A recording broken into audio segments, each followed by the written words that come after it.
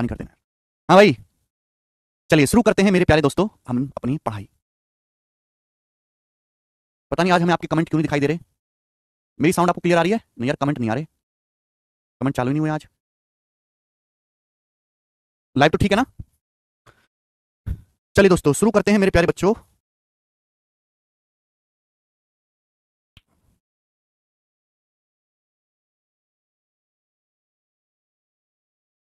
जी, अपनी कहानी। आज हम परसेंटेज की तीसरी और आखिरी छोटी सी सीट शुरू करेंगे, इसमें कुल 40-50 सवाल है, फिर खत्म हो जाएगा चैप्टर ये। चलो बताइए इस सवाल का आंसर क्या होगा मेरे प्यारे भाई। बसीर का वर्किंग आवर पर डे 15% बढ़ गया, उसका वेजेस पर आवर 20% बढ़ गया, तो आपसे पूछा है उसकी डेली अर्निंग कितना बढ़ जाएगी। बसीर की जो है वो डेली अर्निंग कितना परसेंट बढ़ जाएगी, ये सवाल है आपके सामने, बताएं। सवाल बहुत आसान है मेरे दोस्तों। सवाल में क्या पूछा है, बसीर की डेली अर्निंग। अब बताओ डेली अर्निंग होता क्या है। वैसे तो ये चीज मुझे बताने की जरूरत नहीं पड़नी चाहिए। डेली अर्निंग क्या होता है? डेली अर्निंग क्या होता है मेरे दोस्तों?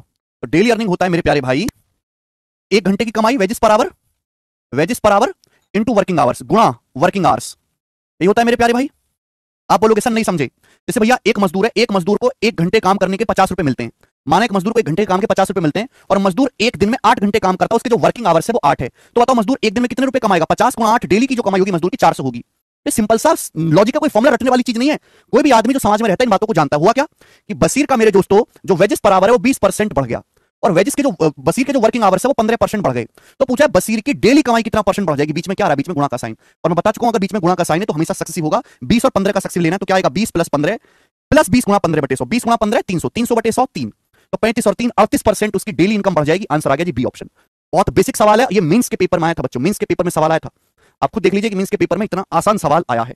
नेक्स्ट 144 से पहले हम ये वाले पढ़ेंगे, ठीक है ना। अगला टाइप मेरे प्यारे भाई ध्यान से सुनिएगा, अगला टाइप क्या आ गया। देखो बच्चों मैंने आपको परसेंटेज की पहली शीट में मेंसुरेशन वाले सवाल करवाए थे, लेकिन मैंने आपको क्वेश्चन बुक करवाए थे रेशियो से सॉल्व, है ना। आप इन सवालों को सक्सेसिव के फॉर्मूला से भी कर सकते हो। जैसे सवाल देखिएगा, बोला यदि किसी आयत की प्रत्येक भुजा को 22% बढ़ा दिया जाता है, यदि किसी आयत की प्रत्येक भुजा को 22% बढ़ा दिया जाता है तो उसका एरिया कितना परसेंट बढ़ जाएगा। आप ये जानते कि ये आयत होता है, ये आयत की लंबाई है, ये आयत की चौड़ाई है। अब आप मुझे बताओ कि आयत का एरिया क्या होता है। आयत का एरिया होता है लंबाई गुणा चौड़ाई, लंबाई गुणा चौड़ाई, बीच में गुणा आ रहा है। अब सवाल में बोला आयत की प्रत्येक भुजा को 22% बढ़ा दिया जाता है, लंबाई को भी 22% बढ़ा देते हैं, चौड़ाई को भी 22% बढ़ा देते हैं, बीच में गुणा आ रहा है, यानी कि एरिया कितना बढ़ जाएगा? 22 और 22 का सक्सेसिव। 22 और 22 का सक्सेसिव क्या होता है? 22 प्लस 22, 22 प्लस 22 प्लस 22 गुणा 22 बटे 100 है भी 22 प्लस 22 प्लस 22 गुणा 22 बटे 100, तो 22 प्लस 22 44, 44 और 484 बटे 100 4.84, 44 में 4.84 जोड़ेंगे तो कितना आएगा? 48.84% एरिया बढ़ जाएगा। समझ में आ गया? तो यहां आप रेशियो की बजाय अगर फॉर्मूला लगा के करोगे तो सवाल का आंसर जल्दी आएगा मेरे दोस्तों, ठीक है ना। आगे चलेगा, ये बताओ जल्दी से, ये वाला करेंगे। बोला गया यदि किसी आयत की लंबाई 13% बढ़ जाती है, चौड़ाई 8% कम हो जाती है तो एरिया में कितने प्रतिशत का परिवर्तन होगा। अभी भी मैंने पढ़ा है कि आयत का जो क्षेत्रफल होता है, आयत का जो एरिया होता है बच्चों होता है लंबाई गुणा चौड़ाई, एल गुणा बी। अब बोला गया कि आयत की लंबाई 13% बढ़ जाती है, 13% बढ़ जाती है, चौड़ाई 8% कम हो जाती है, 8% कम हो जाती है इसका मतलब माइनस, तो एरिया में कितने परसेंट का चेंज आएगा। बीच में क्या आ रहा है? मल्टीप्लाई। अगर बीच में मल्टीप्लाई है तो क्या लगेगा बेटा? सक्सेसिव, यानी कि एरिया में कितना चेंज आएगा? 13 और माइनस 8 का सक्सेसिव, तो 13 माइनस 8 माइनस 13 गुणा 8 बटे 100, 13 104, 104 बटे 100 1.04, है ना। अब 13 में 60 घटाएंगे 5, 5 में से 1.04 घटाएंगे तो एरिया 3.96% इंक्रीज हो जाएगा। तो सवाल का जो आंसर है मेरे प्यारे भाई वो क्या है? C option. बताइए कितना सरल सवाल हो गया मेरे दोस्तों, ठीक है ना। रेशियो से भी ये सवाल हो जाएंगे बट कैलकुलेशन ज्यादा हो जाएगी, ठीक है ना। ऐसी सवाल नंबर 148 खुद से ट्राई करना मेरे प्यारे भाई, ये बताएंगे 148 ऐसा ही खुद से ट्राई करना। सवाल नंबर 149 बताओ जल्दी से। एक आयत की लंबाई 17% कम हो जाती है, चौड़ाई 17% बढ़ जाती है, एरिया में कितने परसेंट का चेंज आएगा। भाई आयत का क्षेत्रफल ए मतलब एरिया, लंबाई गुणा चौड़ाई। अब आपको ये पता है सवाल में दे रखा है कि लंबाई 17% कम हो जाती है, चौड़ाई 17% बढ़ जाती है, तो उसका क्षेत्रफल में कितना परसेंट चेंज आएगा। बीच में क्या है? मल्टीप्लाई। मैंने आपको पढ़ा कि माइनस एक्स और प्लस एक्स का जो सक्सेसिव होता है वो होता है एक्स स्क्वायर बटा 100% डिक्रीज। माइनस 17 और 17 का जो सक्सेसिव होगा वो माइनस का 17 स्क्वायर बटे 100, 289 बटे 100, यानी कि एरिया 2.89% डिक्रीज हो जाएगा। आंसर क्या आ जाएगा सवाल का? C option. बताइए कितनी आसान छोटे छोटे छोटे छोटे से ये सवाल थे, ठीक है। चलिए ये बताएंगे मेरे दोस्तों। सवाल नंबर 146 बताएं,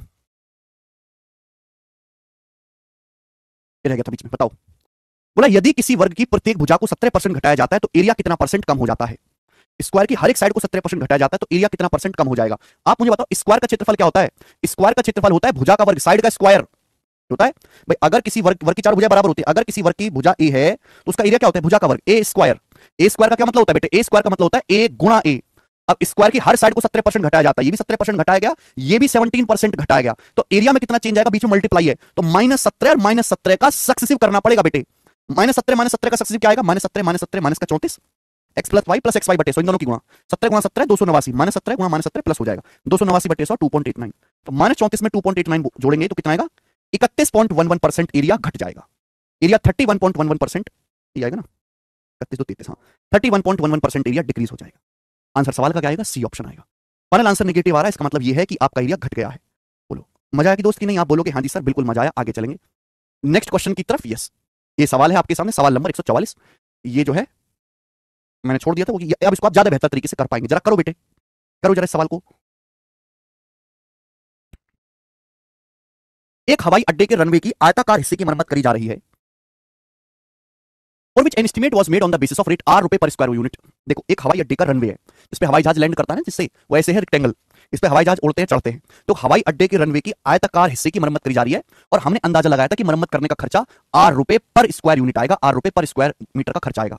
लेकिन काम करते समय आयत की लंबाई 10% बढ़ गई, चौड़ाई 8% बढ़ गई, इसके ऊपर मरम्मत कार्य की लागत में 15% की वृद्धि हुई। इसके ऊपर जो है हमने जो मेरे दोस्तों अंदाजा लगाया था रिपेयरिंग का कॉस्ट, वो भी 15% बढ़ गया मेरे दोस्तों, ठीक है भाई। तो आपसे पूछा ओवरऑल परसेंटेज कितना इंक्रीज होगा, रिपेयर ओवर द एस्टिमेट, मरम्मत की लागत में कुल कितने प्रतिशत की वृद्धि हुई। देखो मेरे प्यारे भाई ध्यान से सुनिएगा, हम ये एक हवाई अड्डे का रनवे है, हम इसकी मरम्मत कर रहे हैं, तो मरम्मत करने में कितना खर्चा आएगा, मरम्मत करने में खर्चा आएगा मेरे दोस्तों कि भाई इसका एरिया कितना है, एरिया पहले तो आप इसका एरिया निकालो, मल्टीप्लाई, भाई हमने अंदाजा लगाया था कि ₹r पर स्क्वायर यूनिट का खर्चा आएगा, कितना खर्चा आएगा कि भाई ₹r का खर्चा आएगा, अभी ₹r का खर्चा आएगा पर स्क्वायर यूनिट, एक यूनिट का खर्चा कितना आएगा, ₹r आएगा, यही तो होगा मेरे प्यारे भाई। अरे इतनी तो बात क्लियर है, कम से कम ये तो समझ जाते हो, अगर हमारे पास एक हवाई अड्डे का रनवे उसकी मरम्मत करवानी है तो टोटल कॉस्ट कैसे निकालेंगे, जल्दी से जवाब दो। पहले आप ये निकालो कि हवाई अड्डे का जो रनवे जिसकी आप मरम्मत कर रहे हो उसका क्षेत्रफल क्या है।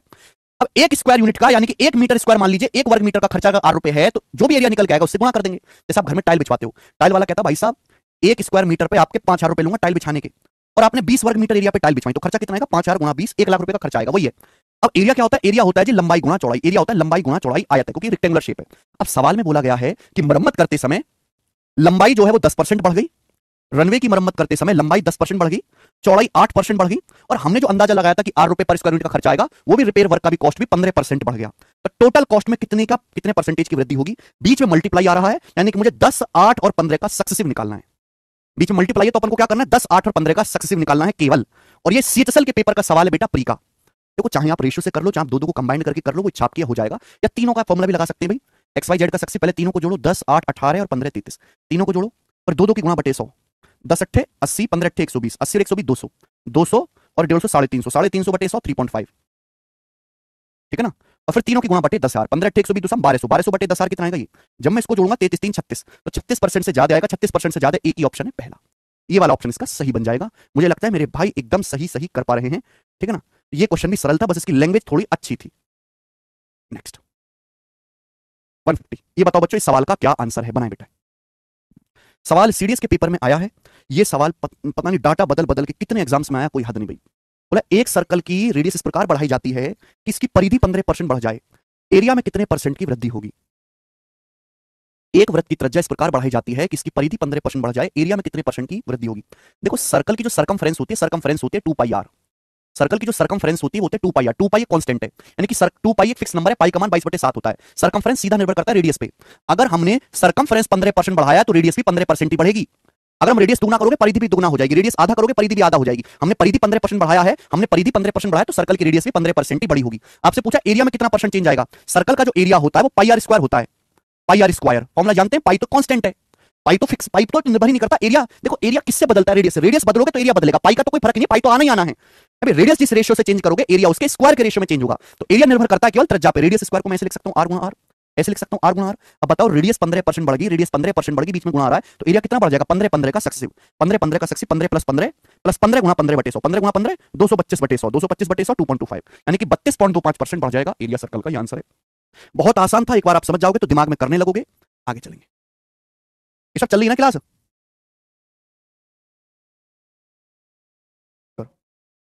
ये बताएंगे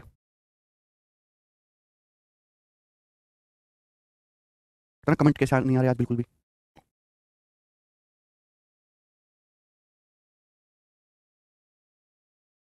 नेट चल भी रहा है।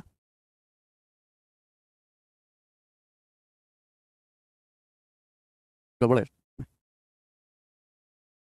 जी। ये बताएं, बोला यदि किसी घनाभ की लंबाई और चौड़ाई में क्रम से 24% और 45% की वृद्धि होती है, ऊंचाई में 55% की कमी होती है, तो इसका एरिया कुल कितने परसेंट बढ़ जाएगा, एरिया में कुल कितने प्रतिशत का परिवर्तन होना चाहिए, ये बताइए मेरे प्यारे भाई। देखिए आप जानते हैं कि घनाभ का जो क्षेत्रफल होता है, जो घनाभ का एरिया होता है, वो होता है लंबाई गुणा चौड़ाई गुणा ऊंचाई, एल गुणा बी गुणा एच। सवाल बोला गया है कि लंबाई 24% बढ़ जाती है, अभी चौड़ाई 45% बढ़ जाती है और हाइट 55% कम हो जाती है, तो एरिया में कितने, वॉल्यूम में कितने परसेंट का चेंज आएगा। तो मेरे दोस्तों या तो आप यहां पे रेशियो लगा लो, लेकिन रेशियो से एग्जैक्ट कैलकुलेशन करनी पड़ेगी, या यहां पे फॉर्मुला भी हम लोग लगा सकते हैं कि ऑप्शंस काफी दूर दूर हैं, 2 डिक्रीज वाले हैं ऑप्शन, 2 इंक्रीज वाले हैं। भाई लंबाई बढ़ गई 24% है भाई, और ये चौड़ाई बढ़ गई 45%, और हाइट कितना कम होगी, हाइट 55% कम होगी, हाइट जो वो 55% कम होगी। ठीक है जी। अब आप मुझे बताओ, बीच में मल्टीप्लाई का साइन है तो सक्सेसिव करना है, आप किसी का भी कर लो। देखो बच्चों, अगर मैं 45 और -55 का सक्सेसिव कर लूंगा तो जल्दी हो जाएगा, 45 और -55 का सक्सेसिव कर लूंगा तो जल्दी आ जाएगा बेटा, है ना। सक्सेसिव आगे पीछे कैसे भी कर लो, एक्स और वाई का सक्सेसिव क्या होता है, x plus y plus x y बटे 100। 45 -55, 45 -55 माइनस का 10, और -45 गुणा 55 कितना आएगा, 45 की 55 में गुणा करूंगा तो लगभग निकाल लो, 45 की 55 में गुणा करूंगा बेटे तो ये आ जाएगा लगभग 2500। ये 50 से 5 कम है, 50 से 5 ज्यादा है, तो लगभग 2500 आएगा, और 2500 बटे 100, 2500 बटे 100 25, यानी कि माइनस का 10 और माइनस का 25, ये आ जाएगा माइनस का 35%। तो यानी कि माइनस का 35 आ गया भैया, लगभग आया, अप्रोक्स अप्रोक्स। अब 24 और -35 का सक्सेसिव निकाल लो, 24 और -35 का सक्सेसिव निकाल लो, क्या आएगा। तो 24 और -35 का सक्सेसिव कितना आएगा, एक्स प्लस वाई। 24 -35 करेंगे कितना आएगा, 24 -35 करेंगे तो आएगा बेटा 11, और -24 गुणा 35, 24 गुणा 35 कितना आएगा भाई, अगर 35 की 24 में गुणा करें तो 35 के अगर 20 में भी गुणा करें तो 700, 35 के अगर 4 में गुणा करें 140, 700 और 140 840, 840 बटे 100 8.4, तो फाइनल आंसर आएगा नेगेटिव। अगर फाइनल आंसर नेगेटिव आएगा तो इंक्रीज वाले दोनों ऑप्शन कट गए, डिक्रीज वाले बचे, और 11 8 19, 19 के नजदीक आएगा, 19 के नजदीक एक ही आंसर है पहला, 19 के नजदीक एक ही आंसर है पहला। विजय कह रहे हैं एमबीबीएस वाली की गोद में सर रख के लाइव देख रहा हूं। अच्छा विजय भाई, तुम्हारा नसीब तो बड़ा चोखा है भाई, भगवान करे हमारे बाकी लड़कों को भी ये नसीब कतई ना मिले। चलो देख रहे हो लोगों कैसी बात कर रहा है लड़का। आगे चलेंगे, इस सवाल का क्या आंसर है ये बताओ जल्दी से। सवाल नंबर 152, अप्रोक्स कैलकुलेशन। सीट ही इनफ है प्रैक्टिस के लिए, सीट ही करनी है केवल, इनफ इनफ नहीं, मेरी बात नहीं सुनी आपने, केवल शीट ही करनी है, केवल क्लास ही देखनी है, केवल क्लास में ही पढ़ना है, उसके अलावा कुछ नहीं करना अलग से। दिनेश जी बेसिक तो मैं बता चुका हूं, पहले आप पढ़ के आओ बेसिक, ये जी सवाल में बेसिक नहीं मिलता।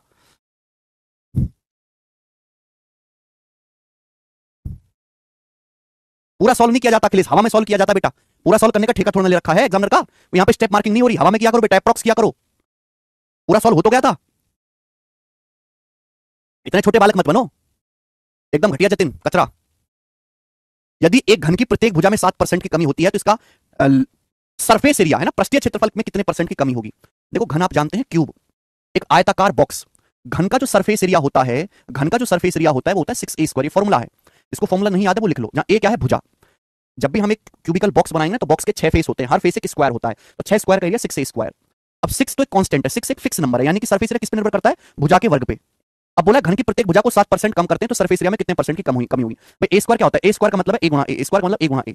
अब भुजा में ए में 7% की कमी होती है मेरे प्यारे, 7% की, बीच में मल्टीप्लाई का साइन है, तो एरिया कितना घट जाएगा, -7 और -7 का सक्सेसिव, -7 -7 माइनस का 14 है, और प्लस इन दोनों की गुणा, -7 की -7 में गुणा करेंगे 49, 49 बटे 100 0.49, 49 बटे 100 0.49, -14 में 0.49 जोड़ेंगे तो क्या आएगा, माइनस का 13.51 आएगा, तो माइनस का 13.51 आएगा, नागेंद्र जी गलत कर रहे हैं, 13.51%। ठीक है, नेक्स्ट जी ये बताओ, 153 बताएंगे जल्दी से, टेक्नीशियन के पेपर में आया है 2023 में, बताओ जल्दी से भैया। हाँ जी कर दो बेटे, जल्दी कर दो और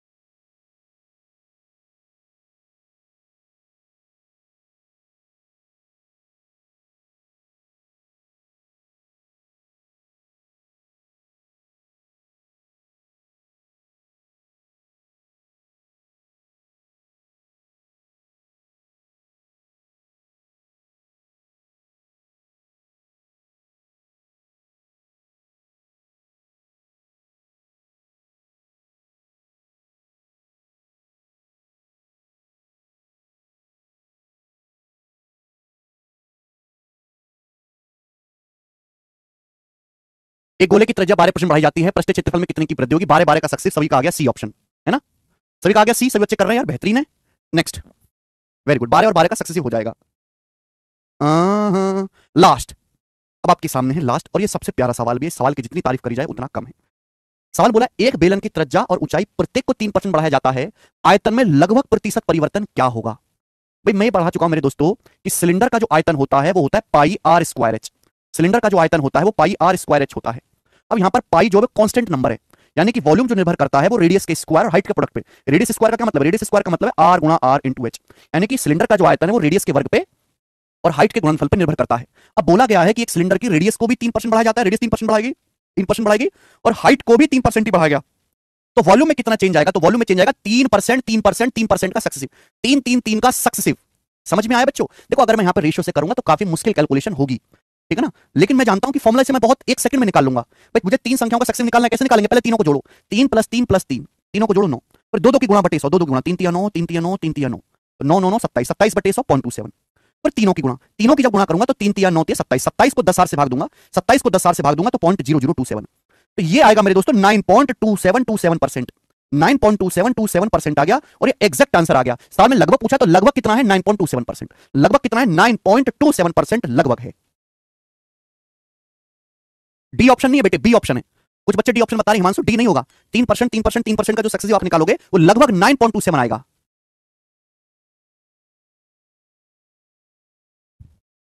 ओके, चलिए इसी के साथ मेरे दोस्तों ये समाप्त होता है, ठीक है। मुझे लगता है सभी भाइयों को बड़े प्रेम भाव से समझ में आया है। अब हमारी तीसरी और आखिरी शीट है मेरे प्यारे भाई, छोटी सी, चलो शुरू करते हैं। और सीट इतनी ज्यादा इंपॉर्टेंट नहीं है, जो मैंने आपको पढ़ा है ना, पहली और दूसरी सीट यही इंपॉर्टेंट थी। तीसरी सीट इतनी ज्यादा इंपॉर्टेंट नहीं है, पर फिर भी मुझे पढ़ाना पड़ेगा। इसमें केवल 3 टाइप के सवाल हैं, खर्चा बेस्ड, इन आय बेस्ड, इलेक्शन वाले और कमीशन वाले, बस ये 3 सवाल आपके बाकी रहते हैं, ठीक है ना। चलिए मेरे दोस्तों, सबसे पहले टाइप नंबर 1, सबसे पहले टाइप फर्स्ट है इनकम बेस्ड। इनकम बेस्ड, आय बराबर खर्चा प्लस बचत, आय बराबर खर्चा प्लस बचत, ये मैं आपको पढ़ा चुका हूं। अगर मुझे यहां से खर्चा निकालना है तो क्या होगा? इनकम में से बचत घटा दूंगा। आप कहोगे सर ये टाइप तो हम पहले कर चुके हैं, फिर दोबारा क्यों पढ़ा रहे हो? ये थोड़ा सा अलग है, थोड़ा सा अलग है, बस यही कंसेप्ट लगेगा। सवाल नंबर 1, ये देखो जरा, बोला रोहित की इनकम 32,000 है, उसका खर्चा इनकम का 30% है, तो रोहित की बचत क्या होगी? देखिए इनकम जो होता है वो हमेशा 100% होता है, इनकम जो होता है हमेशा 100% होता है। सवाल बोला है रोहित की इनकम 32,000 रुपए है इनकम, उसका खर्चा टोटल इनकम का 3%, 30% है, खर्चा 30% है, तो बचत कितनी होगी? एक बात बताओ, रोहित 32,000 रुपए कमाता है, 32,000 में से रोहित 30% खर्च करता है। अगर 32,000 में 30% खर्च कर रहा है तो बाकी कितना बचा? 70%।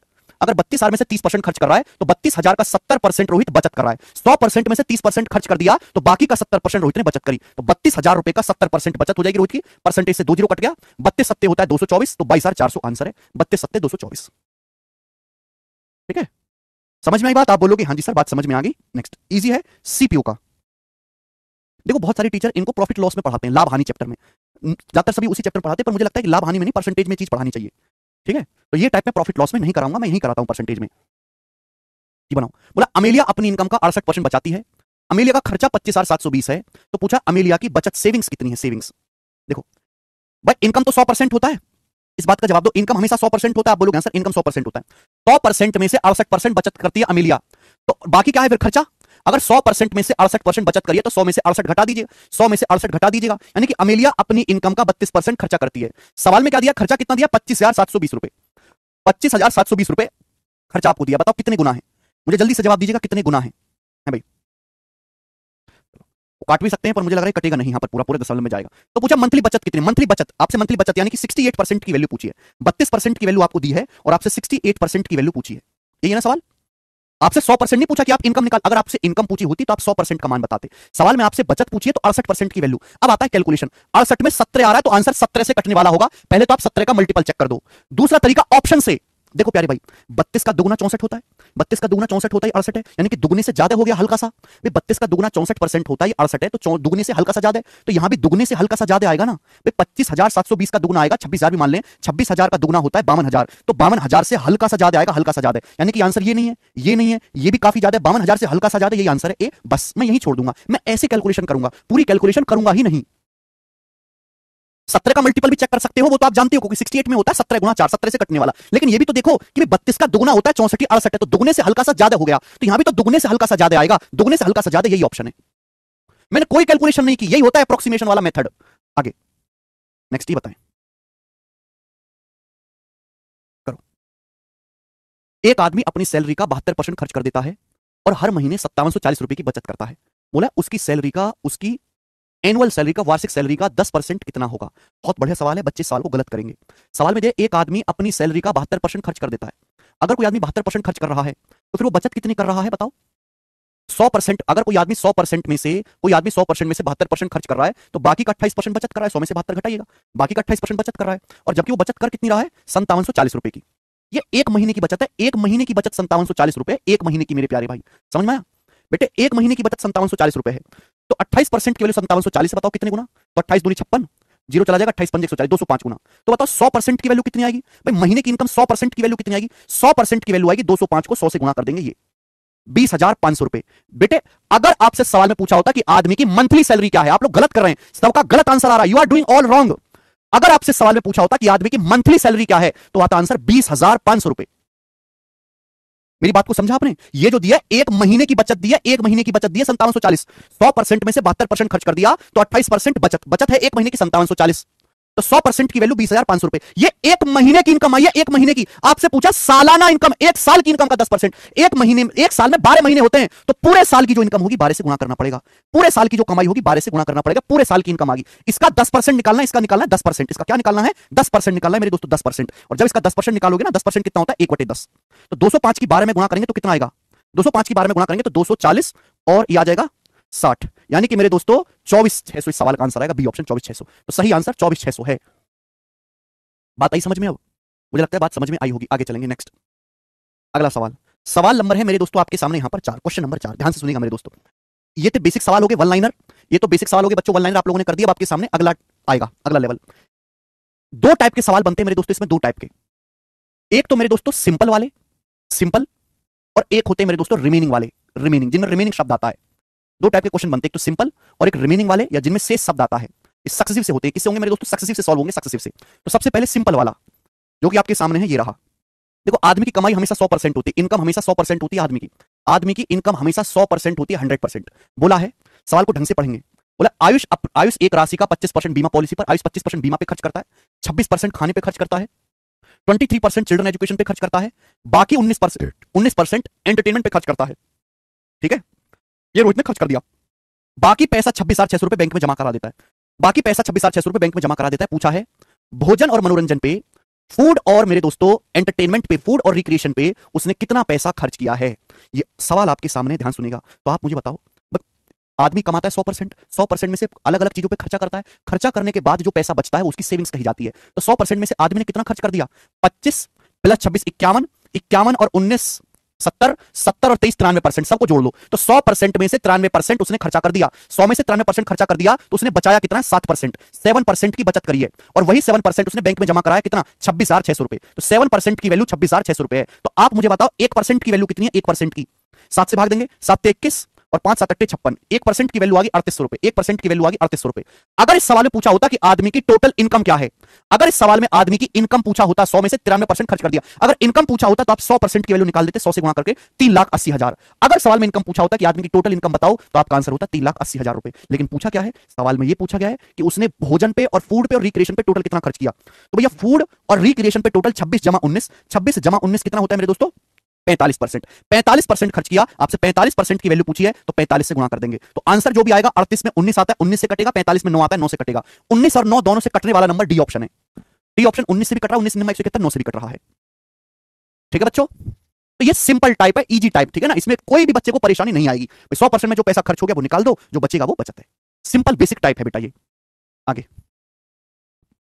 ठीक है भैया, आगे चलते हैं। नेक्स्ट अगला मेरे प्यारे ध्यान से सुनेगा।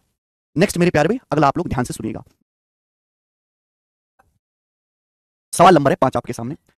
अगला टाइप जिसमें रिमेनिंग, देखो एक ही क्वेश्चन से समझ गए होगे, मुझे जरूरत नहीं है कि इस टाइप के मैं आपको 5 सवाल सिखाऊं, आप एक ही सवाल में सीख जाओगे। अगला टाइप, ठीक है ना। नेक्स्ट, जिनमें रिमेनिंग शब्द आता है, रिमेनिंग शब्द आता है मेरे दोस्तों, ऐसे सवाल को हम सक्सेसिव मेथड से करते हैं। ऐसे सवाल को बच्चों हम सक्सेसिव मेथड से करते हैं, चाहे फॉर्मूला लगाओ चाहे रेशियो मेथड लगाओ। सुनिए, बोला है Rita spend 25% of her monthly income on house rent. देखो पहले मैं बेसिक समझाता हूं, ये रीता पैसा कमाई, ये रीता की इनकम है। इनकम में से 25% वो हाउस रेंट पे खर्च करती है। इनकम में से 25% हाउस रेंट पे खर्च करते हैं, घर के किराए पर। रीता अपनी मासिक इनकम का, रीता अपनी मंथली इनकम का 25% घर के किराए पर खर्च करती है। अब खर्च करने के बाद जो इनकम बची, जो रिमेनिंग बचा, आगे बोला है फिर 30% of the remaining income on food. Remaining income का देखो, रीता ने पहले पैसा कमाया, उसकी सैलरी आई, तो सैलरी का 25% खर्च किया हाउस रेंट पे। खर्च करने के बाद जो रिमेनिंग इनकम बची, जो शेष राशि बची, रिमेनिंग का 30% खर्च किया उसने खाने पे, फूड पे। रिमेनिंग का 30% खर्च किया फूड पे। और अब वह 5,250 रुपए बचाती है। अब उसके पॉकेट में कितना पैसा बचा? अब उसके पॉकेट में 5,250 रुपए बचा। तो पूछा मंथली इनकम कितनी है रीता की, मंथली इनकम कितनी है, ये आपसे पूछा गया है। तो देखो बेटा, क्या ये सक्सेसिव नहीं है? आपको फाइनल वैल्यू दी गई है और आपसे इनिशियल वैल्यू पूछी है ना? कल ही तो ऐसे टाइप के मैंने आपको 40 सवाल करवाए, आपको फाइनल वैल्यू दी गई है, इनिशियल वैल्यू पूछी गई, सक्सेसिव तो है। हमने एक संख्या को पहले घटाया, घटाने के बाद जो नई संख्या है उसको दोबारा किसी परसेंटेज से घटाया, है ना? सक्सेसिव है। तो आपको देखते ही पता लग जाना चाहिए कि जिस सवाल में भी रिमेनिंग शब्द आएगा ना, शेष शब्द आएगा, जिस सवाल में भी रिमेनिंग शब्द आएगा, आप तुरंत समझ जाइएगा कि वो सक्सेसिव का क्वेश्चन है और ऐसे सवालों को आप रेशियो मेथड से करोगे। ये पेपर में बनाना नहीं है, ये मैंने आपको समझाने के लिए बताया। तो बताओ, रीता ने 25% खर्च कर दिया 1/4, 25% खर्च कर दिया 1/4, 1/4 खर्च कर दिया, तो बचा कितना? 4 में से 3। फिर रिमेनिंग का 30% खर्च किया, 30% कितना होता है? 3/10, 10 में से 3 खर्च किया, तो बचा कितना मेरे दोस्तों? 7। तो आ गया मेरे दोस्तों 40:21। ये इनिशियल वैल्यू से फाइनल वैल्यू का रेशियो आ गया। ये इनिशियल वैल्यू क्या मतलब? रीता की इनकम। अगर रीता की इनकम 40 है तो इतना इतना खर्चा करने के बाद फाइनली उसके पॉकेट में 21 यूनिट बचा। अगर रीता की इनकम 40 है तो ये सारा खर्चा करने के बाद उसके पॉकेट में 21 यूनिट बचा। 21 की वैल्यू सवाल में 5250 रुपए दी है। कितने गुना? आप कहोगे सर जी 21 दूनी 42, 10 21 पंजे 105, 250 गुना, तो 40 की वैल्यू भी 250 गुना आएगी, 10,000 रुपए। 40 की वैल्यू भी 250 गुना आएगी, 10,000 रुपए रीता की इनकम है, बी ऑप्शन। इसका सॉल्यूशन हो गया। ये आपको नहीं बनाना था, ये तो मैंने आपको बेसिक समझाने के लिए किया, ठीक है ना बेटे? रेशियो मेथड जिंदाबाद। सवाल का डाटा आसान है, आप 100 मान के भी कर सकते हो। ठीक है, आगे चलेंगे। अगला क्वेश्चन, यही ज्यादा आता है पेपर में, यही ज्यादा आता है। देखो, एक लेवल ऊपर बढ़ाया गया सवाल को, ध्यान सुनिएगा। बोला है भवानी ने अपनी इनकम का 15% बच्चों की एजुकेशन पर और, रिमेनिंग शब्द नहीं लगाया, और लगाया, और 20% भोजन पर खर्च किया। अब बताओ, भवानी ने अपनी मंथली इनकम का 15% चिल्ड्रन एजुकेशन पे एंड 20% फूड पे खर्च किया। एंड आ रहा है एंड, तो 15% और 20%, 15-20 कितना होता है? 35% खर्च कर दी भवानी ने। भवानी ने इनकम का कितना खर्च कर दिया? 15% चिल्ड्रन एजुकेशन पे, 20% भोजन पे, 15 जमा 20 35। फिर आ गया रिमेनिंग। अब जो रिमेनिंग इनकम बची है, 35% खर्च करने के बाद जो रिमेनिंग इनकम बची है, रिमेनिंग का 40% उसने खर्च किया स्पोर्ट्स पे, रिमेनिंग का 40% खर्च किया स्पोर्ट्स पे, रिमेनिंग का 40% स्पोर्ट्स पे और 30% ट्रांसपोर्ट पे खर्च किया। इन सभी खर्चों के बाद उसके पास 10,257 रुपए बचे। तो यहां पे रिमेनिंग शब्द आ गया, ध्यान सुनिएगा। सवाल में यह कहा गया अब रिमेनिंग का 40% खर्च किया स्पोर्ट्स पे और 30% ट्रांसपोर्ट पर। तो रिमेनिंग में से कितना खर्च किया? रिमेनिंग का 40% स्पोर्ट्स पे और 30% ट्रांसपोर्ट पर, तो 40 और 30 70, यानी कि रिमेनिंग का 70% खर्च किया। पहले 35% खर्च किया, फिर 35% खर्च करने के बाद जो इनकम बची है उस रिमेनिंग इनकम का टोटल 40 जमा 30 70% खर्च किया। इन सभी खर्चों के बाद उसके पास 10,257 रुपए बचे। भवानी की मंथली इनकम क्या है? एकदम सरल। पहले 35% खर्च किया 7/20, 5%, फिर 70% खर्च किया 7/10, 35% खर्च किया 7/20, 7/20 का मतलब 20 से कितना बचेगा? 13। फिर 70% खर्च किया 7/10, तो 10 से कितना बचेगा? 3। तो इनिशियल वैल्यू से फाइनल वैल्यू का रेशियो आ जाएगा। आपको फाइनल वैल्यू दी हुई है कि भवानी के पास अब 10,257 रुपए बचे और आपसे इनिशियल वैल्यू पूछी गई है। बस ये कैलकुलेशन है, कर भी सकते हैं कैलकुलेशन को। बताओ किससे जाएगा? 13 से चला जाना चाहिए अभी। 13 7 91 कितना बचेगा? 11। 13 8 104, 13 7 91 11 13 और 13 निम्मा 117। बोलो, अब 3 से चला जाएगा मेरे दोस्तों ये अभी। 26 38 263, 263, तो इसकी वैल्यू भी 263 टाइम्स हो जाएगी मेरे दोस्तों। तो ये हो जाएगा जी 526, है ना? 520 और 526, 52,600। 52,600 रुपए सवाल का आंसर है। 52,600, ऑप्शन नंबर यहां से सी करेक्ट है। 52,600, बात समाप्त। ठीक है ना? ये इतनी छोटी बात थी कि आपको लिखने की जरूरत नहीं थी बेटे। ओके, आप बोलोगे सर मजा आ गया। नेक्स्ट अगला सवाल, मैं बिल्कुल लेटेस्ट सवाल आपको करवा रहा हूं, ये बताएंगे। सवाल नंबर है बेटे आपके सामने यहां पर 7, सीटीएसएल 2023 प्री का करके बताएं। जल्दी से क्वेश्चन आप लोग मुझे करके बताएं।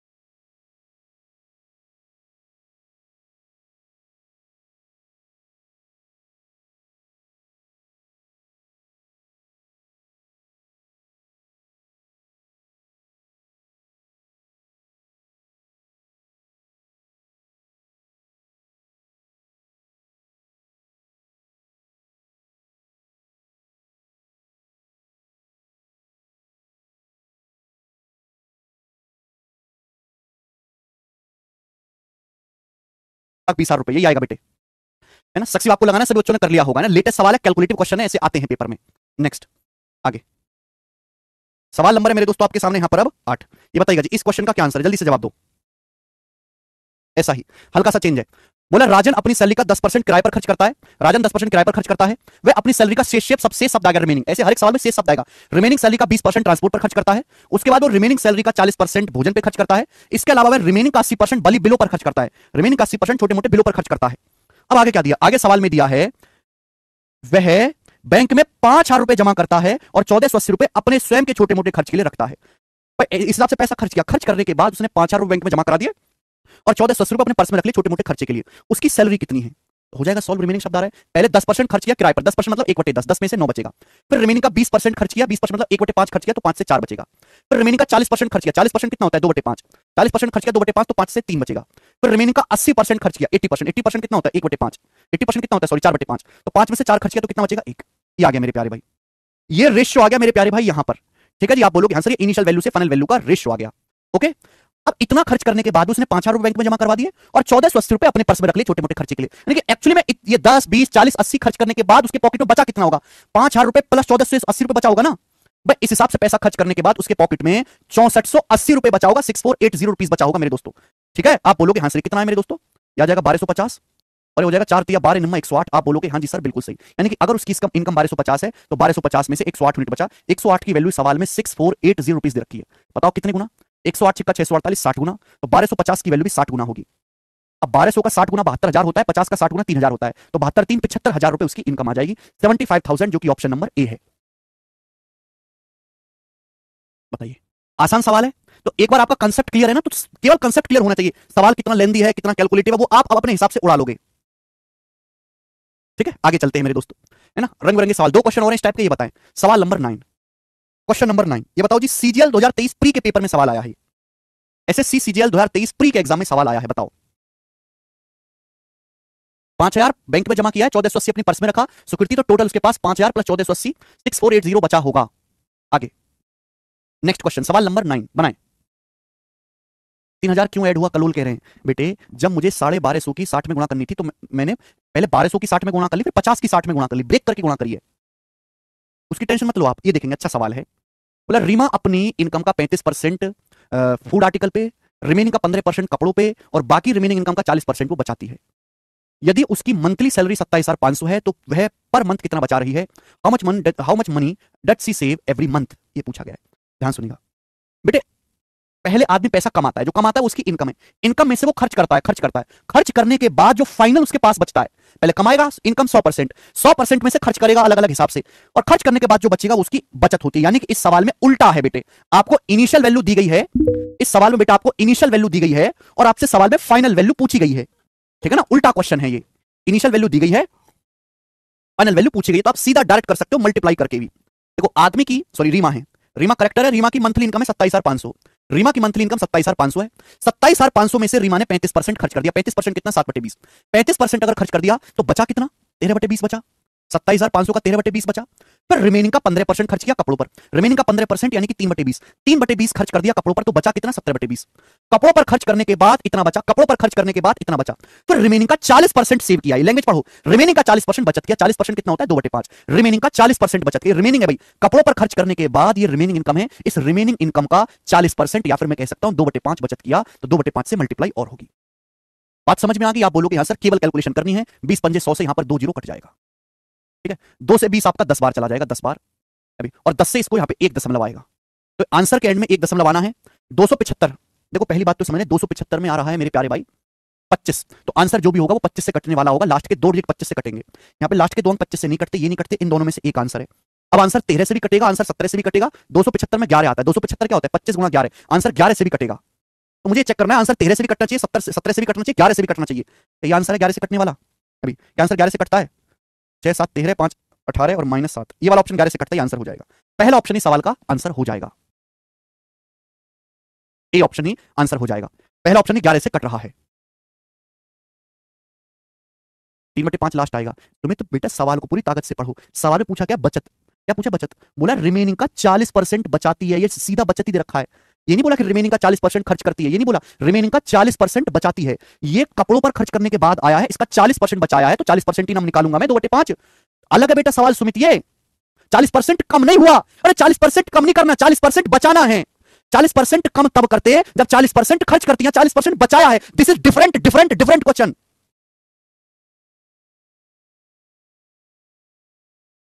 ओके, लैंग्वेज समझो कि क्या कहना चाह रहा, रटने रटना तोड़ना है। ठीक है, ये बेसिक सवाल है, आगे चलेंगे अब।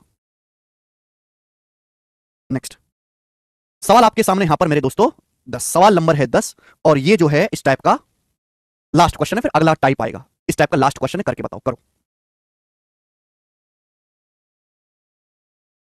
बता दिया मैंने आदित्य। सवाल को ढंग से पढ़ो, डाउट आए तो सवाल पढ़ा करो, कमेंट में बाद में पूछा करो, पहले क्वेश्चन पढ़ा करो। भाई यार तुम लोगों की बुद्धि सड़ चुकी है क्या, गोबर भरा है तुम लोगों की बुद्धि में। अरे तुम सवाल क्यों नहीं पढ़ते हो यार, सवाल पढ़ लोगे तो मर थोड़ा ना जाओगे। सवाल पढ़ो, शेष का 40% बचाती है। ये लाइन को 10 बार पढ़ो। जिस दिन इस लाइन को आप पढ़ना सीख जाओगे अपने आप डाउट खत्म हो जाएंगे। 11 कहां है, हाँ 11 यहां से है बेटे। 275 25 से कटता है ना, 25 गुणा 11, 275 25 गुणा 11 होता है। 11 का मल्टीपल आएगा 275 में, 11 छुपा हुआ है। बताओ सवाल नंबर 10। अजय कह रहे हैं सर आप कभी लाइफ से रिलेटेड बात क्यों नहीं करते। अरे ऐसे ऐसे मुझकी लाइफ में गणित से रिलेटेड बात करूंगा, गणित ही इतना वास्ट है, इतना समय है नहीं कि मैं लाइफ जैसी बकवास चीजों पर बात करूं। गणित सिखाने के लिए पैसे लिए हैं, गणित सिखाऊंगा और हर बच्चे को मेहनत से पढ़ाऊंगा। बाकी लाइफ का टंटा अपने आप समझो, तुम्हारी लाइफ है, तुम जानो। गणित सिखाने में कोई ये नहीं कह सकता कि सर आप ईमानदार नहीं है। जो भी छोटी सी आपने फीस दी उसका 10 गुना रिटर्न देता हूं मैं खून जला के अपना। Read the question carefully otherwise question will kill you. Read the question carefully otherwise question will make you बेरोजगार फॉर होल लाइफ। समझ में आई बात। सवाल नंबर 10 करो।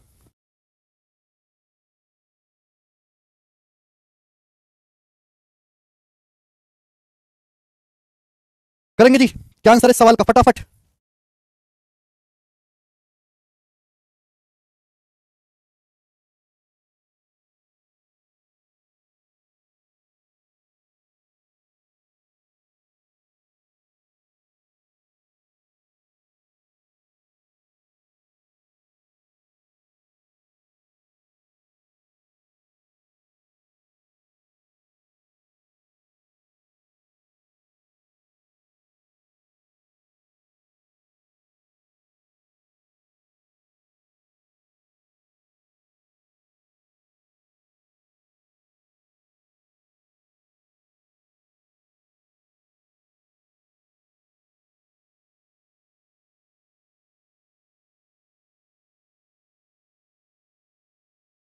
डी ऑप्शन, ये अच्छा सवाल है बेटा, लास्ट क्वेश्चन है।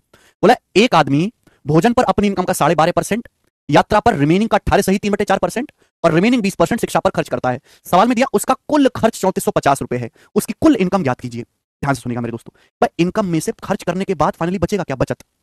सवाल में बोला है एक आदमी, क्वेश्चन बोला है एक आदमी अपनी इनकम का 12.5% 1/8 खर्च करता है भोजन पर, फिर रिमेनिंग का 18 सही 3/4% क्या होता है। भाई 6 सही 1/4% 1/16, 3 गुना दिख रहा है, इसका 3 गुना दिख रहा है, 6 3 18 3/16, फिर रिमेनिंग का 20% यानी कि 1/5 एजुकेशन पे। तो आप मुझे बताओ मेरे दोस्तों, इनकम का 12.5% 1/8 खर्च किया, 1/8 मतलब 8 से 7 बचेगा, फिर रिमेनिंग का 3/16 खर्च किया तो 16 से कितना बचेगा 13, फिर रिमेनिंग का 20% खर्च किया 1/5 यानी कि 5 से कितना बचेगा मेरे दोस्तों 4। सीधी सीधी जब मल्टीप्लाई करूंगा तो कुछ कट रहा है, हाँ जी कट जाएगा, 4 से 8 दो बार, तो 16 पंजे 80 दूनी 160 और 13 सत्ते 91। इनिशियल वैल्यू से फाइनल वैल्यू का रेशियो आ जाएगा। मतलब कि अगर आदमी की इनकम 160 है ना, अगर आदमी की इनकम 160 यूनिट है तो इस हिसाब से पैसा खर्च करने के बाद उसके पॉकेट में फाइनली 91 बचेगा। ये मतलब है इस बात का मतलब ये है कि अगर आदमी की इनकम 160 है तो इस हिसाब से पैसा खर्च करने के बाद उसके पॉकेट में 91 यूनिट बचेगा, फाइनल वैल्यू 91 यूनिट बचेगी। लेकिन सवाल में क्या दिया कि कुल खर्चा दिया 3450, भाई 160 में से केवल 91 ही बचा, तो यानी कि खर्च कितना हो गया 160 में से 91 जब आप माइनस करेंगे तो कितना आएगा मेरे दोस्तों 69, तो 69 यूनिट खर्च हो गया मेरे प्यारे भाई। बात क्लियर हुई भाई, 160 में से 91 यूनिट बचा तो खर्च कितना, 160 में से 91 घटा दीजिए 69, और मेरे प्यारे बच्चों खर्च हुआ कितना टोटल 3450 रुपए, तो 69 की वैल्यू 3450 रुपए कितने गुना 50 गुना 50 टाइम्स 50 गुना। तो कुल इनकम पूछा, कुल इनकम 160 यूनिट, कुल इनकम 160 यूनिट है, 160 यूनिट की वैल्यू भी 50 गुना होगी, 160 का 50 गुना होता है 8000 रुपए, 8000 रुपीज, तो 8000 रुपीज इस सवाल का आंसर है, बी ऑप्शन एकदम सही है। पाल जी जाके बेसिक पढ़ो आप। इसी के साथ ये वाला टाइप समाप्त हो जाता है। तो देखो बच्चों मैंने आपको दोनों टाइप करवा दिए, ये वाला भी सिंपल वाला भी करवा दिया, रिमेनिंग वाला भी करवा दिया। नॉर्मल वन लाइनर तो चिरकुट सवाल होते हैं, हर कोई बच्चा कर ही लेगा। आगे चलते हैं बच्चों अब अगले क्वेश्चन की तरफ या फिर अगली वैरायटी की तरफ। अगली वैरायटी सवाल नंबर है आपके सामने मेरे दोस्तों यहां पर 11। सवाल नंबर है 11। एक ही क्वेश्चन करवाऊंगा मेरे दोस्तों, एक ही क्वेश्चन में करवाऊंगा ऐसा। सवाल नंबर 11 बताओ। देखो मेरे प्यारे भाई, ये जो रेशियो मेथड है ये सक्सेसफुल तो था बेटा मुकेश, ध्यान सुनेगा। ये जो रेशियो, एक ही सवाल करवाऊंगा फिर क्लास खत्म, ध्यान सुनेगा। ये जो रेशियो मेथड है इसकी परेशानी क्या है कि ये हमेशा इनिशियल वैल्यू से फाइनल वैल्यू का रेशियो बताता है। रेशियो मेथड लगाने से हमेशा इनिशियल वैल्यू और फाइनल वैल्यू का अनुपात आ जाता है, और बीच की कैलकुलेशन को खत्म कर देता है, बीच की कैलकुलेशन को कम कर देता है। ये तो फायदा होता है रेशियो मेथड का। रेशियो मेथड का सबसे बड़ा फायदा क्या है कि शुरुआत में क्या था और अब क्या बचा, इनिशियल और फाइनल का अनुपात आ जाता है, बीच की कैलकुलेशन कम हो जाती है, यही है। लेकिन अगर किसी सवाल में बीच की ही जानकारी पूछी हो, अगर किसी सवाल में मिडल इंफॉर्मेशन ही पूछी हो, बीच की जानकारी ही पूछी हो मेरे प्यारे भाई, तो भाई साहब ऐसे सवाल को फिर हम 100 मान के करेंगे, फिर ऐसे क्वेश्चन को हम 100 मान के करेंगे, 100 मान के, 100 मान के करेंगे कि 100 एक ऐसा मेथड है, मैंने आपको पढ़ा है बेसिक में, उसमें हर एक चीज साफ साफ दिखाई देती है, हर एक चीज साफ साफ दिखाई देती है कि कौन सा पैसा बढ़ रहा है, कौन सा घट रहा है, क्या बचा क्या रहा, हर चीज साफ साफ दिखाई देती है। तो ऐसे सवालों को हम 100 मान के करते हैं। अगर आपको लगे कि सवाल की कैलकुलेशन ज्यादा हो रही है तो पहले फ्रैक्शन को बदलो, पहले परसेंटेज को बदलो फ्रैक्शन में, और फ्रैक्शन के डिनोमिनेटर का हम एलसीएम लेंगे, फिर हम एलसीएम लेके करेंगे। ठीक है मेरे प्यारे दोस्तों, जैसे कि ये वाला सवाल देखो, आप पहले सवाल पढ़ लो। बोला है राजू 10% और 20% अपनी इनकम का खर्च करता है ट्रांसपोर्ट पे, फूड पे, फिर रिमेनिंग का 30% खर्च करता है वो कपड़ों पे, बाकी वो बचत करता है। बोला यदि उसकी बचत 26,460 है तो आपसे पूछा है उसने टोटल एक्सपेंडिचर का, उसने कुल खर्चे का फूड और क्लोथिंग पे, भोजन और कपड़ों पर कुल मिलाकर कितना खर्च किया, भोजन और कपड़ों पे कुल मिलाकर कितना खर्च किया। सवाल का डाटा बहुत आसान है। तो मैंने ये मान लिया कि माना राजू की इनकम 100 है, मैंने मान लिया कि माना राजू की इनकम 100 है, तो 100 में से 10% खर्च किया ट्रांसपोर्ट पे और 20% खर्च किया फूड पे, रिमेनिंग नहीं आ रहा। 100 में से 10 खर्च किया मेरे दोस्तों उसने किस पे, ट्रांसपोर्ट पे, और 20 खर्च किया मेरे दोस्तों उसने फूड यानी कि खाने पे। तो 100 में से 10 और 20 30 खर्च कर दिया, बचा कितना 70। 100 में से 30 खर्च कर दिया तो बचा कितना 70 बचा। अगर उसकी इनकम 100 है, 100 में से 10 और 20 30 खर्च कर दिया, बचा 70। फिर रिमेनिंग का सवाल में ढंग से पढ़ो आगे, बोला है रिमेनिंग का 30% खर्च करता है वो कपड़ों पे, रिमेनिंग का 30% कपड़ों पे खर्च करता है, रिमेनिंग है 70, 70 का 30% कितना होता है 21, पर रिमेनिंग कितना बचा 70। अब रिमेनिंग का 30%, तो 70 का 30% कितना होता है 21, ये उसने खर्च किया है कपड़ों पर, कपड़ों पर। तो फाइनली कितना बचेगा, 70 में से 21 घटाएंगे 49, तो फाइनली उसके पास 49 यूनिट बचेगा। कितना बचेगा, 49 यूनिट बचेगा। सवाल के अनुसार उसकी सेविंग्स है कितनी, 26,460, तो 49 की वैल्यू 26,460 रुपए है। सवाल में क्या पूछा है, सवाल में पूछा भोजन और कपड़ों पर मिलाकर कुल कितना खर्च हुआ। तो बेटे भोजन पर खर्च हुआ है 20, कपड़ों पर खर्च हुआ है 21, तो 20 और 21 41, भोजन पर 20 रुपए खर्च हुए, कपड़े पर 21 हुए, 20 और 21 41। आपसे सवाल में 41 यूनिट की वैल्यू पूछी गई है। अगर आप इस यहां पर रेशियो लगाते तो कभी ये पता ही नहीं चलता कि भोजन पे कितना खर्च हुआ, कपड़ों पे कितना खर्च हुआ। 100 मान के ही अकेला ऐसा मेथड है जिसमें आपको हर चीज साफ साफ दिखाई देती है कि यहां इतना खर्च हुआ, इस पे इतना खर्च हुआ, इस पे इतना खर्च हुआ। तो जब भी ऐसा कोई सवाल आएगा जिसमें बीच की जानकारी पूछी होगी, ऐसे सवाल को हम हमेशा रेशियो मेथड से बनाएंगे मेरे प्यारे दोस्तों, सॉरी 100 मान के बनाएंगे। ठीक है ना, रेशियो यहां पर नहीं इस्तेमाल करोगे क्योंकि बीच की जानकारी पता नहीं चलती रेशियो से। 100 मान के किया तो मुझे साफ साफ दिखाई दे रहा है कि भाई ट्रांसपोर्ट पे 10 खर्च हुआ, खाने पे 20 खर्च हुआ, कपड़ों पे 21 खर्च हुआ, खानों पर कपड़ों पे मिलाकर कितना खर्च हुआ 41 यूनिट की वैल्यू पूछी गई है। देखो 49 यूनिट की वैल्यू 26,460 है, 49 की वैल्यू 26,460 रुपए, तो 1 यूनिट की वैल्यू कितनी होगी बटे 49। आपसे 41 यूनिट की वैल्यू पूछेगी, 41 यूनिट की वैल्यू पूछेगी, मल्टीप्लाई बाय 41 रुपए, ये आंसर आ जाएगा मेरे दोस्तों। मेरे को कैलकुलेशन करनी है, बताओ क्या आएगा। देखो एंड में तो 0 आएगा ही, क्या आएगा बेटे सवाल का आंसर। अरे 70 का 30% निकाला, 21 बता तो दिया था सुजीत, सुनते क्यों नहीं हो। क्या आ जाएगी इसकी कैलकुलेशन करके बताइएगा। ए ऑप्शन आएगा 22,140 रुपए, है ना, 22,140 रुपए आएगा। सब बच्चे समझ पा रहे हैं, 22,140 रुपए, 22140। ठीक है भाई, इस क्वेश्चन ये बहुत ज्यादा फेमस नहीं है, बहुत ज्यादा नहीं पूछा जाता है, इसलिए मैंने आपको एक ही सवाल करवाया। तो आज की क्लास को मेरे प्यारे में यहीं पे विश्राम देते हैं। मुझे लगता है कि आपको समझ में आया होगा ये वाला टाइप, ठीक है ना। इसके आगे हम अगली क्लास में करेंगे। बाय।